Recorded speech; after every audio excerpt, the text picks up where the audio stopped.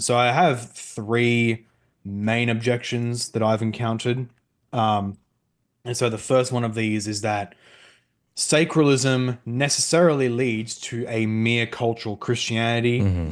and an inauthentic faith. When the faith is imposed by force or even just by cultural pressures, a person does not undergo the rite of baptism or partake in the Lord's Supper in faith, but only out of conformity to social norms. Thus, he is not truly saved, and the visible church is blemished as a result. So, first thing to that I'll say is like, look, as an Anglican, this is largely coming from very, very, very low church Baptists. So, I mean, like, look, I don't know what the problem is of someone partaking in a purely symbolic baptism and a purely symbolic Lord's Supper would be, but to kind of being a little bit facetious. So, putting that to the side, the problem is that this is also true of the posterior to a mass conversion event. If you have a mass Hmm. conversion of a nation to Christianity, let's say it's a fully authentic conversion, no whatchamacallit, no state force, well, what's naturally going to happen?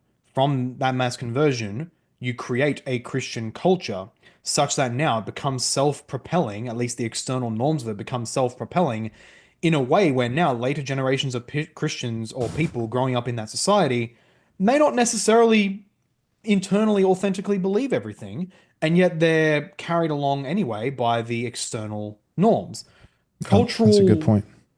cultural nominalism is an inevitable result of any belief becoming widespread. And so this argument really is not an argument against state enforcement of the Christian faith. It's an argument of Christianity gaining any meaningful numbers. Hmm. That's Yeah, really what this argument is. that's well said. Whenever Christianity, And that really oh, is, sadly, that is the Baptist. I've said for some time, and I am a Baptist, but the Baptist has his greatest fear that if it was a Venn diagram, it would just be one circle. His greatest fear is also his greatest fantasy, which is persecution. That the Baptist, Stephen Wolfe will make jokes from time to time saying, under Christian nationalism, don't worry, there's, a promo code, Strawn, Owen Strand, or James White. And with this promo code, you will be able to receive a deep discount on persecution. So for those of you who voluntarily, because it really is your so heart's true. desire, you want to be persecuted, and we'll make sure that it's, in large part that it's not genuine. It's more of a LARPing persecution. So you'll be able to have your persecution card, your greatest fantasy, and we'll make sure to not persecute you too much, and we'll give you a discount. And so, anyways, the point is that a lot of it really does come from. You're right. Like a lot of this pushback, it's not so much the state's abuse, because a lot of what they do talk about that, but in addition to that, they talk about inauthentic, non-genuine conversion. They think that cultural Christianity is going to it's going to erode genuine Christianity. That you're going to have nominal churches, nominal doctrine, nominal seminaries, nominal pastors, and nominal Christians, and that many of them will have a false assurance that they won't be saved at all, but it's actually even more unloving because they'll be constantly, persuaded and told that they are saved when they're not. And but you're right. That's a byproduct. That's not a byproduct of the state's involvement in Christianity. That's a byproduct of Christianity having any potency at all. The only way to avoid that is for Christianity to inevitably be a minority and to be persecuted. For there to be, a high bar so you can test the genuineness of someone's faith by some threat of persecution. If you follow Jesus, you'll immediately be put to death, and there's only 17 other people on the planet that currently follow Jesus. So you basically just have to come to terms to say that if that's your fear, inauthentic Christianity, then basically what you have to ensure is not that the state doesn't have power over the church, but what you have to ensure is that the Great Commission fails. That's your position. You should just admit that and say, in the name of authentic, deep, profound Christian faith, I am maybe not outwardly working towards it, but I am secretly praying and hoping inwardly that the Great Commission proves to be impotent, and that only a minority of people are Christians, and that the vast majority of people who hold power persecute us severely. Completely true there. And it's like a final little point for this objection I'll say as well is that, well, actually, cultural Christianity is a key way of making those nominal people, those nominal Christians, or even non-Christians who are just surrounded by it in the culture, much more conducive, much more open Yeah. to that conversion, precisely because they have been drenched in much of the ways of thought and practice of Christians, even if they don't personally believe themselves. But because they already share so many premises, thanks to cultural Christianity, you only have to do a bit more work before bringing them to faith. And of course, I don't want to say as if it's our work per se. Obviously, it is necessarily a work of the Holy Spirit, but He does use these external means in order to bring genuine conversion about. And so We just that's had all with that there. Yeah. Yep, you're right. We just had a super chat from Nick Bonner. He gave us $28. That's pretty funny. And he lives in Canada. And I thought he had a good point. He said, if any of you brothers want to escape cultural Christianity, feel free to join us here in Canada. So That's true. Calcutta? yeah, Oh, so Canada. for Canada. So for all the Baptists who are very concerned about cultural Christianity and the negative impact that it'll have in regards to genuine bona fide faith, the 17 conservative Christians that currently live in Canada would love for you to come and join them. I was about to, I was about to make a joke about Joe Boot there, but I probably won't do that. I'll probably leave that to the after show. I don't know, but anyway. So the second objection that I encounter a lot, it's a really annoying and snide one. When people say it, they think they sound so intelligent, but they actually just show that they're really, really stupid. I'll just be straight up. So this objection is, oh, okay, so you want to establish sacralism or more often Christian nationalism. Okay, let's just say that. Oh, okay, you want to do okay, whose Christian nationalism will be enforced? Is it going to be Anglican? Is it going to be Presbyterian? What if it's Roman Catholic? What if someone tries to enforce a sacralism that persecutes you? Huh? And the objection is so stupid because it's trying to turn what is actually an easy question into an objection. And I say an easy question because the answer is really simple to that. Oh, whose version of Christian nationalism? Mine. Obviously.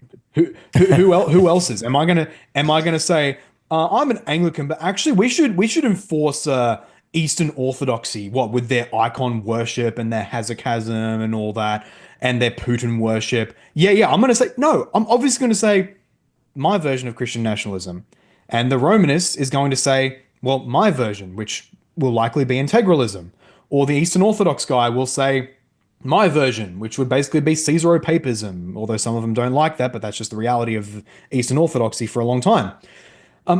Point being, let's reflect that back on the theonomists. Because like this objection largely comes from post-mill theonomist type guys, or they say theonomists, but they're actually just like closet libertarians. I'll ask them whose version of theonomy. Whose version of theonomy? The Gary North et al. Libertarian style theonomy, or the R.J. Rushdoony theonomy, which opposes interracial marriage? Which one? Whose theonomy?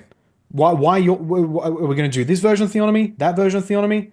What about not theonomy at all? What about someone who just affirms two kingdoms? And the rational answer to that is, well, I have a particular view of theonomy, and I want to see that enforced, and I have arguments for that. So let's debate that.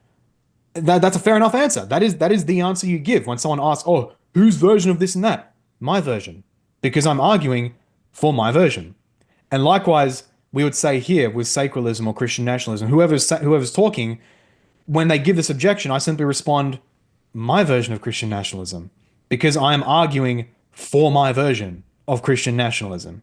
Now, granted, I think there is also a very base level concept of Christian nationalism, which can manifest in various versions. My version, Yes.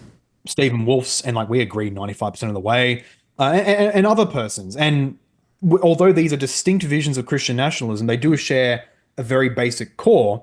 And I think you can argue just for that core, just fine. But if someone wants to say, oh, well, okay, well, whose version is going to win out in the end? I can just say mine. And that's perfectly valid because that's what we're doing. When you're arguing for a position, for an intellectual position, you are ipso facto arguing for your interpretation of that thing. That's just what everybody does. Right. Whether you're a Christian nationalist, sacralist, or you're a theonomist, or you're a straight up secular liberal. You can ask them the same thing as well, because they often give this objection as well. You can simply tell them, whose version of secular liberalism? Your version with state enforced homosexuality? Or how about the John Locke version where atheists were not even permitted in public office? God, Right. how good would that be? God, please bring that to us again. So Right. whose version of secular liberalism? So, Right. so you can give that objection to literally anybody. It's dumb, it's ridiculous, and it has a very simple answer. And there's actually one more objection to secularism, if I may, which is actually a very important one, where they'll point to, but sacralism always leads to these horrific atrocities in the name of enforcing the Christian religion. You'll see James White, for example, he'll frequently talk about the German farmer Fritz Erb, who was held up in a prison for a long time until he was eventually killed because he refused to baptize his children. Among other things, he'll cite. But then the problem is, well, okay, can you name one God-given institution that you grant is a God-given institution which doesn't have countless cases of abuse? Let's I don't know how many of you guys know of because I think I watched like a documentary on him, that Christian anarchist guy, Sean McCraney. One of his big things is he's against like the pastoral office basically. There's no authorities, no hierarchy in the church, everyone's equal. He can easily just cite examples like, hey, look at Jim Jones, this alleged Christian pastor, Christian reverend. What did he do? He led 900 people to kill themselves, including women and like babies. And there's literally audio on site that he kept it recording as everybody was drinking the cyanide and killing themselves. And you can hear them, especially the little children, like screaming in pain until it all goes silent because everyone's dead. That you can point to that. You can point to Baptist pastors, Roman priests, and others abusing children, abusing women, doing all sorts of evil things. So if we are to apply the same logic, because we can point to so many such cases, hey, let's not have a pastoral office anymore. Let's not do that. Why? Because it's abused so often. Obviously, that doesn't follow. Obviously, it doesn't follow that just because an office can be and has been abused frequently, that therefore it's illegitimate. That's literally impossible. We abuse our bodies. Should we kill ourselves? No, obviously not. So it doesn't follow. So it doesn't follow at all. Maybe they'll try to steelman it by saying, "Oh well, but unlike these things, sacralism, it's like consistent and always comes to abuse." Again, our human bodies, we always sin. We literally always sin. Every pastor at some point sins in his office. But even then, you don't even have to grant that claim. You should just ask him, okay, can you do a comprehensive survey of sacralist Christian orders and come to an objective, quantifiable metric of good things they did versus bad things they did? And even then, you're presupposing what good and bad is, because you may think that persecuting heretics, oh, that's a bad thing. That's a state overstepping his bounds. Whereas I'd say, based.